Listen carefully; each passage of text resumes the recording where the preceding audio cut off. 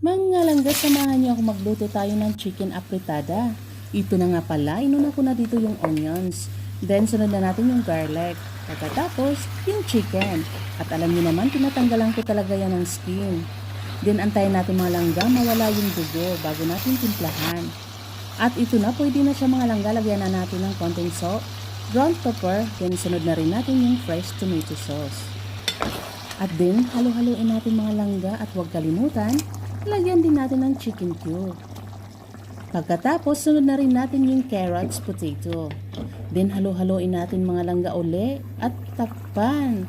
At kumulo na nga mga langga, sunod na rin natin yung green beans natin. Frozen pala yung gamit ko dito mga langga. Then, halo-haloin uli natin mga langga. Ganito talaga ang buhay, hinalo-halo. O diba? At malapit na ito mga langga, maluto. Kung gusto nyo dagdagan ng water,